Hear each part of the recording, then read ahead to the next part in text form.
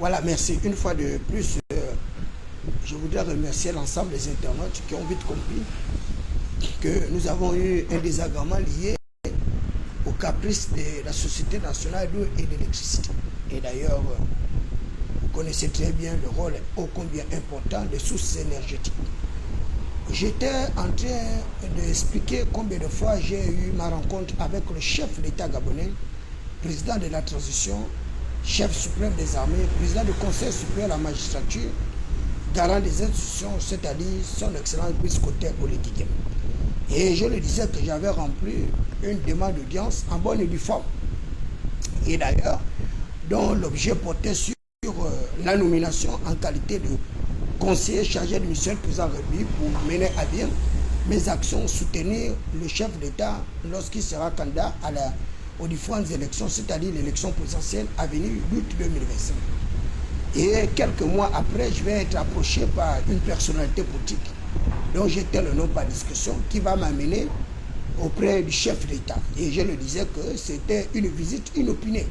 Et d'ailleurs, je n'y croyais pas, vous connaissez très bien, le Gabon, un pays à revenu intermédiaire de la tranche supérieure, avec une population d'environ plus de 2 millions d'habitants, avec une superficie de 267 667 km², héritée justement de la conférence d'Iata, la période de reconstruction après la Seconde Guerre mondiale, c'est-à-dire le partage du gâteau.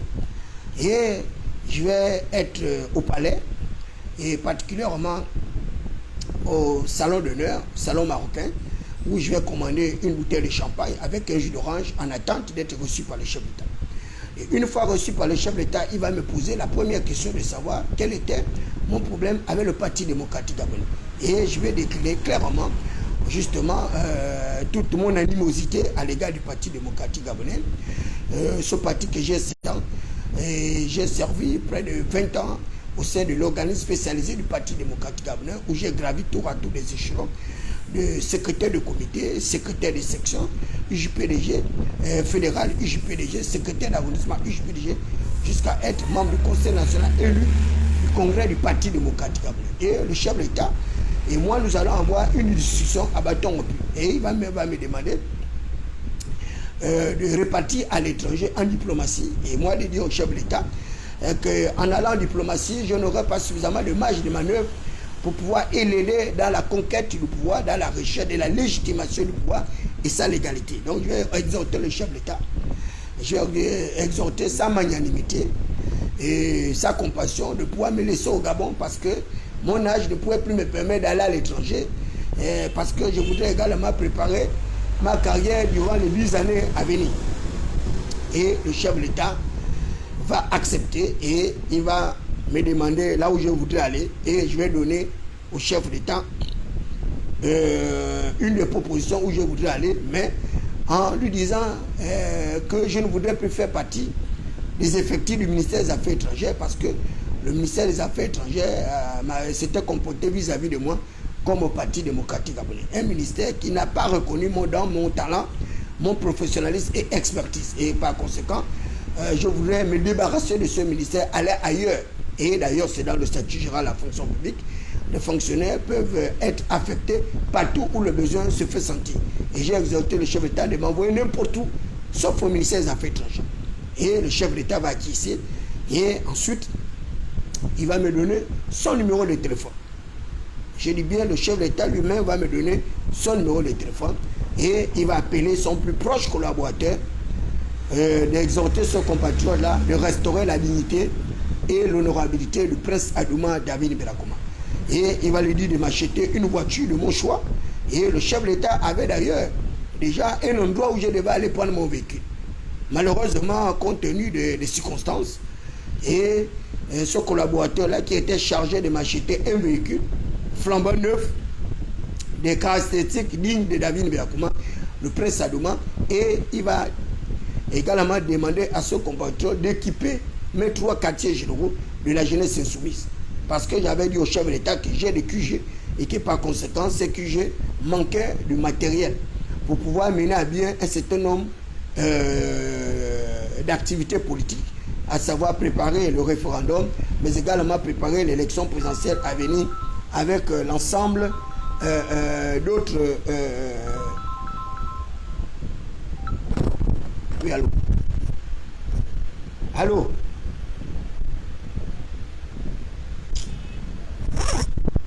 Et c'est ainsi que le chef de l'État va ordonner un de ses plus proches collaborateurs de m'acheter un véhicule de mon choix et d'équiper mes quartiers généraux. J'en ai 3.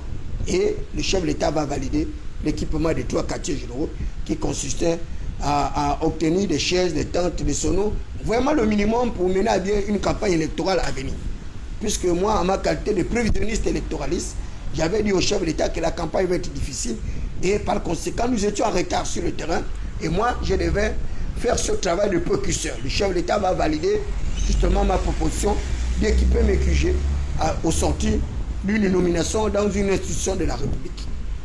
Et le chef de l'État va appeler son collaborateur et il va me confier à ce collaborateur. Il va demander à son collaborateur de prendre mon numéro de téléphone et d'exhorter, d'exécuter ses instructions. Jusqu'à aujourd'hui, je vous parle là, aucune instruction du chef de l'État n'a été exécutée à mon égard par son collaborateur. Il y a ce qu'on appelle en administration publique les principes de subordination hiérarchique. Et là, vous avez eu la hiérarchie militaire, le chef de l'État avec 2 étoiles, le général de brigade, président de la République, chef de l'État, garant des institutions, président du Conseil supérieur de la magistrature, chef suprême des armées. Il donne une orientation à son collaborateur de s'occuper de moi, David Belakouma, de se charger de me nommer à une institution pour que moi également je puisse faire le ngunda dans le quartier en faveur du chef de l'État, soutenir sa politique et également récupérer toutes les années que j'ai perdues au parti de Bokati Gabonais dans la misère, la pauvreté, la prévarication. Jusqu'à aujourd'hui, je vous dis bien, jusqu'à aujourd'hui, aucune instruction du chef de l'État n'a été respectée par son fidèle collaborateur. J'ai fait cette vidéo parce que j'ai tout fait. J'ai réécrit au chef de l'État par des voies légales.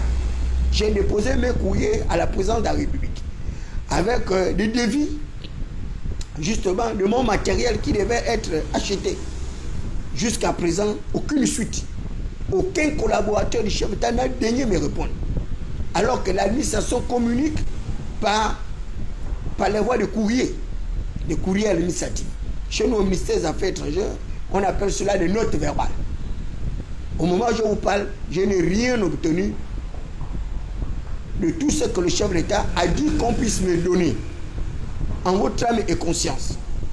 Est-ce que vous pensez honnêtement que nous sommes sortis du système que nous avons décrit, le système Bongo PDG?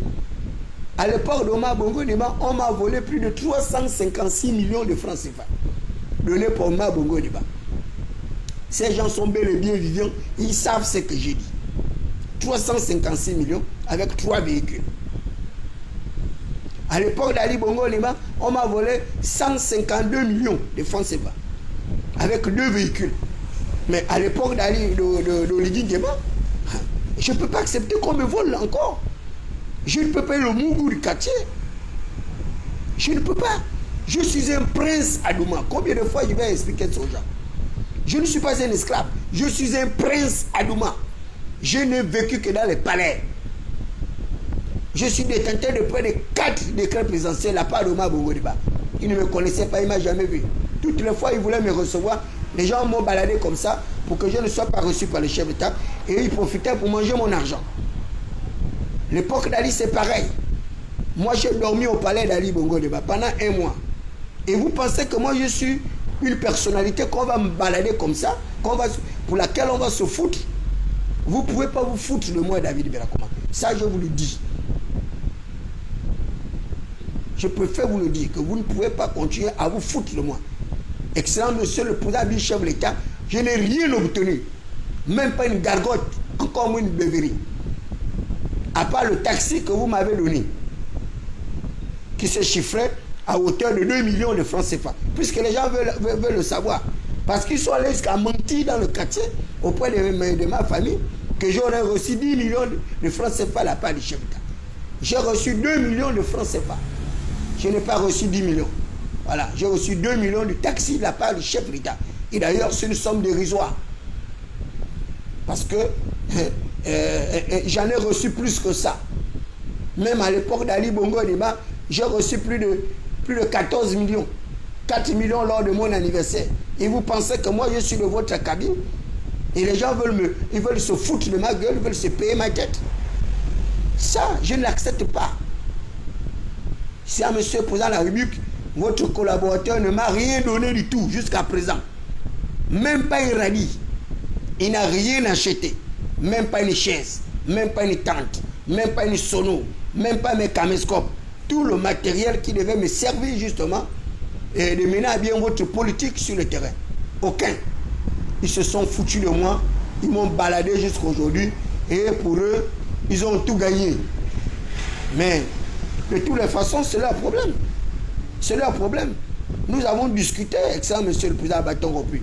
Vous m'avez décliné la vision que vous voulez du Gabon, faire de notre pays un véritable pôle attractif de vent. Je vous ai dit comment je devais vous accompagner. Mais je vais vous accompagner comment? La voiture que vous avez dit de m'acheter, ils ne l'ont pas achetée. Hein? Ils sont allés prendre une Starlet. Même pour avoir la Starlet là, ils m'ont baladé pendant des mois et des mois. J'ai dû crier sur tous les toits de l'humanité pour avoir cette petite voiture. Et avec une Starlet, vous pensez très bien que je peux aller à Makokou, je peux aller à Chibanga, je peux aller à Mekambo, alors qu'il était question pour eux de m'acheter une voiture qui puisse me permettre de me déplacer pour aller justement mener à bien mes actions dans le processus de votre campagne électorale à venir. Voilà des individus qui ne connaissent rien de ce que c'est que la politique. Ils ont des postes de responsabilité, le chef de l'État leur donne une instruction et ils font comme ils veulent. C'est de l'insubordination hiérarchique. Ces gens-là ne veulent pas vous aider à mener à bien votre campagne parce que en une année de campagne, je vous l'avais déjà dit, monsieur le président, que vous étiez en retard. Nous, on allait en campagne depuis le port de Mabongo-Neba 2 années en avant. Et c'est ce qui a précipité la chute d'Ali Bongo-Neba. Parce que les gens ont cru que, bon, ils ont affaire à une population déscolarisée, analphabétisée. On va mettre l'armée dans la rue, on va inventer des résultats, et puis, s'ils ne sont pas contents, on va les matraquer. Ça, c'est l'époque du paléotisme.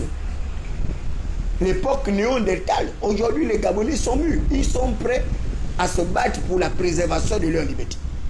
Et ces gens-là continuent. Moi, je l'avais dit. Je l'ai dit à Nouli Bongo-Niba. Je l'ai dit au Sénéosa que vous allez terminer votre vie en prison. Je l'ai dit au secrétaire général actuel du Parti démocratique gabonais qui n'était pas à la hauteur de mener à bien les réformes du PDG, d'aider le PDG à obtenir une victoire, un 3e mandat d'Ali Bongo-Niba. J'ai dit à Ali Bongo-Niba qui ne sera pas le prochain président du Gabon. Je le lui ai dit. Et je lui ai dit d'arrêter la poursuite du 3e mandat. J'ai dit à la coach Chalanga que tu vas terminer ta vie en prison. Parce que tes amis vont t'abandonner, ils vont te trahir. La coach Chalanga a été trahi. Il a terminé sa vie en prison. Il est sorti malade. Actuellement, il est en France, en convalescence. Ses amis qui l'ont trahi font maintenant les fêtes. Ils sont en train de boire et manger, boire le champagne. Et les quelques années qu'ils ont fait en prison, ils sont sortis avec leur argent. Mais la coach Chalanga est sortie avec une santé ruinée. Excellence, monsieur le président de la République. Cette élection n'est pas un jeu. C'est une élection capitale. Vous avez le devoir de faire confiance à des personnes qui veulent bien vous aider. Oui, allô? Bonjour, madame Gabon 24. Ah, d'accord.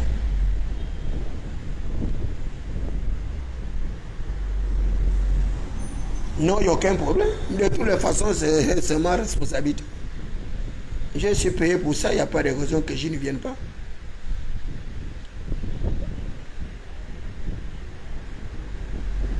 Il n'y a aucun problème, je serai à 18h. Merci beaucoup, Gabon 24. Voilà, donc là, c'est Gabon 24, une chaîne de télévision avec qui j'ai un partenariat dans le cadre de soutien de la politique du chef de l'État. Et ils ont compris la nécessité pour moi, David Belakouma, d'accompagner le chef de l'État dans sa politique. Et j'ai dû passer les tests avec plus de 100 autres personnes. Et bien heureusement pour moi, grâce à mes facultés intelligibles, eh bien, j'ai été choisi au milieu d'une multitude. Et actuellement, eh bien, j'exerce mes activités là-bas à Gabon 24, indépendamment du fait que j'ai sur le terrain pour relayer l'action du chef de l'État. Là-bas également, j'arrive à relayer cette action-là grâce à cette chaîne de télévision que je salue au passage, la directrice générale de cette chaîne de télévision, avec Ngalibika, que nous avons connu très bien, une brillante journaliste qui mérite le poste qu'elle occupe aujourd'hui, Armstrong Agaya, qui est directeur général des informations, avec qui j'ai passé pratiquement beaucoup d'émissions à News TV, du côté de la chaîne de télévision de Ngoussi, RTL, avec qui j'ai été à Canal 7, sauf à Nour TV. Armstrong Agaya aujourd'hui, qui est directeur des informations, un brillant journaliste également, qui a fait ses classes, qui a fait ses preuves. Moi également, j'embrasse ce monsieur de la communication de manière inopinée, parce que je n'ai jamais rêvé être un communicateur, et qui plus est à ce niveau-là. Mais c'est grâce à Hervé Patrick Opianga, lorsque j'ai occupé un poste d'emploi à Vigile Service, en qualité de Papa 3, donc responsable du planning, responsable des ressources humaines 3, et c'est comme ça qu'il m'a envoyé parfaire mes connaissances au niveau de la communication, et il avait instruit le directeur justement de la communication de pouvoir aider David Berakoma à apprendre tous ces outils de la communication. Aujourd'hui, je suis heureux de savoir que tout cet apprentissage-là m'est utile aujourd'hui. Donc, je voudrais attirer l'attention du chef de l'État. Et là, c'est tant mieux ainsi, parce que vous avez suivi en direct comment Gabon 24 vient de m'appeler pour aller participer également à un autre débat. Et ces débats-là, j'y tiens chaque jour selon ma disponibilité. Et il me fallait absolument dire au plus grand nombre de compatriotes gabonais que nombreux aujourd'hui sont victimes du refus d'exécution des orientations du chef de l'État par ses collaborateurs. Et nous sommes nombreux. Et il y a plusieurs plaintes comme ça. J'ai des dossiers de personnes qui sont venues également se plaindre chez moi avec des dossiers, avec signature du chef de l'État, mais malheureusement, il n'y a aucune suite. Un chef de l'État ne peut pas se faire passer pour un menteur. La parole d'un chef de l'État est une loi irréfutable, parce que cette parole a l'autorité de la chose du juger. Elle a un caractère exécutoire. Et qui plus est, Brice Koto Oligui Nguema. Je vous dis, Oligui Nguema, si vous avez le courage de le rencontrer et que vous ne changez pas de vie, comme David Berakoma, c'est que vous êtes malade. Il y a un problème qui ne va pas avec vous. Pour le moment, le seul changement inhérent à ma modeste personne, c'est ces costumes-là que vous voyez, parce qu'il y en a acheté beaucoup. J'en ai acheté beaucoup. Malheureusement, ma condition sociale est restée précaire. Et je suis heureux aujourd'hui que le ministère des Affaires étrangères soit en grève. Et cela conforte ma position. Lorsque le chef de l'État voulait m'envoyer ambassadeur quelque part dans un pays, j'ai dit, monsieur le président, je n'ai plus besoin de ça.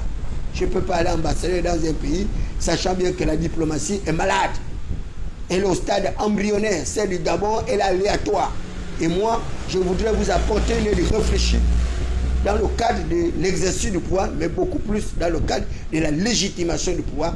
Je suis un homme de terrain, laissez-moi sur le terrain, laissez les gens avoir leur bureau, laissez-leur avoir leurs milliards, je n'ai pas besoin de ça. Et aujourd'hui, ce sont les collaborateurs du chef de l'État qui m'empêchent de travailler, qui m'empêchent de rêver, qui m'empêchent justement de faire ce pourquoi le chef de l'État m'a envoyé faire sur le terrain. C'est tout de même, c'est incroyable ce pays-là. Ces gens-là, il y a des jours, je me dis qu'en réalité, ce sont des comploteurs. Ce sont des déstabilisateurs. Comment vous pouvez refuser d'exécuter une orientation d'un chef d'État? Qui êtes-vous? Vous êtes qui pour ne pas exécuter la volonté du chef d'État? Sauf si le chef d'État voulait se foutre de moi, hein, à savoir qu'il a voulu faire semblant. Hein. Mais vous voyez bien un président faire semblant, ça ne vous va pas. Vous connaissez le nombre de véhicules qu'Oligui a donné à des personnes. Vous connaissez le nombre de nominations qu'Oligui a attribuées à des personnes. Et c'est moi, David Berakoma, que vous refusez de nommer, que vous refusez d'acheter un véhicule à ma dimension pour soutenir l'action du chef de l'État. Vous êtes des malades. Vous êtes fous. Et quand je vois ces personnes-là qui arrivent à se comporter ici, en fait, j'en ris. Parce que c'est des personnes que... C'est un claquement du doigt. Mais comme ce sont des militaires, ce sont des gendarmes, c'est les bérets rouges, c'est les forces de défense de sécurité, c'est leur tour de la mangeoire, ils sont arrivés, maintenant ils sont puissants, ils sont forts, et les petites vermis comme moi, David, comment on doit nous écraser. Mais vous ne pouvez pas m'écraser, mon frère. Vous ne pouvez pas m'écraser. Moi, je vis avec la providence. Je vis avec la providence. Mon frère, tu ne peux pas m'écraser. À plusieurs fois, je t'ai rappelé à l'ordre. Je t'ai dit, mon frère, le président m'a confié à toi. Pourquoi tu veux me faire souffrir? Notre dernière rencontre, c'était au palais. Je vous ai rappelé le contexte dans lequel nous nous sommes rencontrés. C'est le chef de l'État qui m'a fait rencontrer à vous. Je ne vous connais pas. Lorsque vous refusez d'exécuter les orientations du chef de l'État, enfin vous voulez que je fasse quoi? Je vous interpelle par courrier. Vous ne répondez pas. Je vous appelle. Vous ne décrochez pas. Je vous écris. Vous vous en foutez de moi. Mais vous ne vous en foutez pas de moi. Vous en foutez du chef de l'État qui est votre supérieur hiérarchique. Moi, je ne suis pas militaire.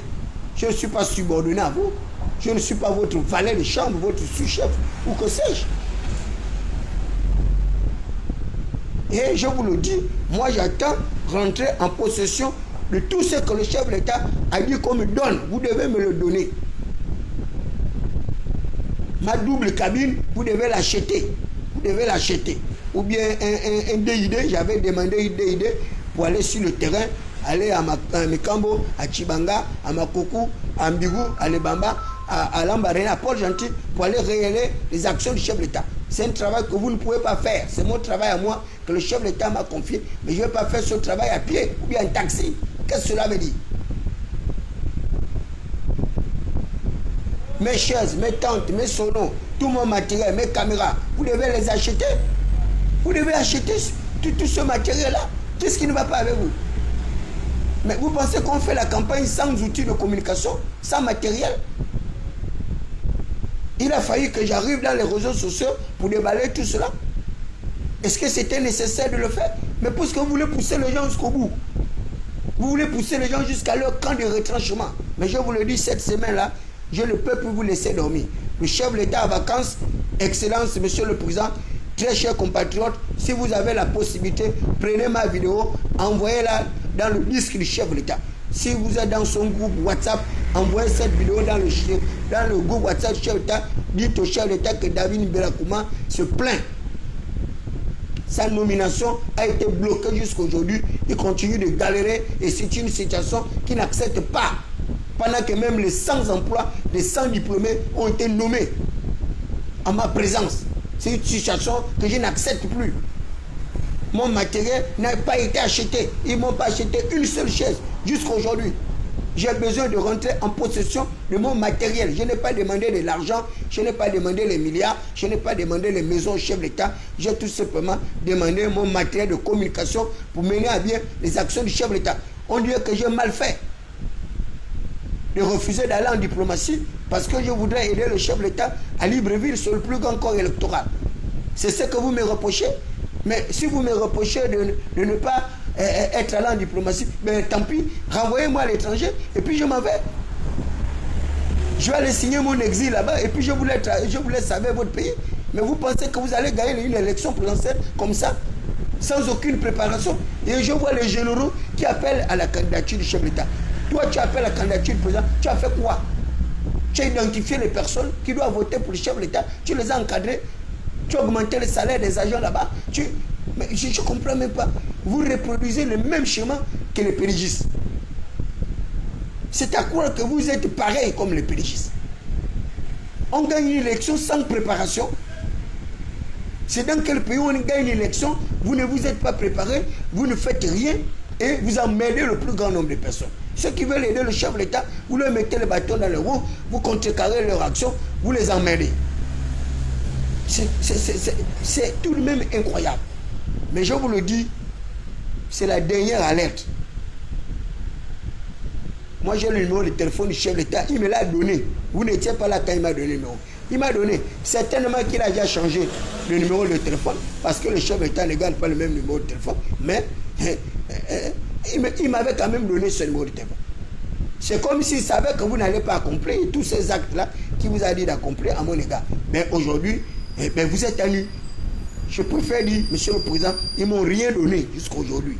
Ils ne m'ont rien donné. Rien de rien. À part le taxi que vous m'avez donné, le reste là, je n'ai rien eu. Voilà. Donc, merci de votre bien aimable attention. J'ai beaucoup d'appels. Vous savez que je suis très actif. Donc, je vais préférer m'arrêter là aujourd'hui. Voilà. Merci.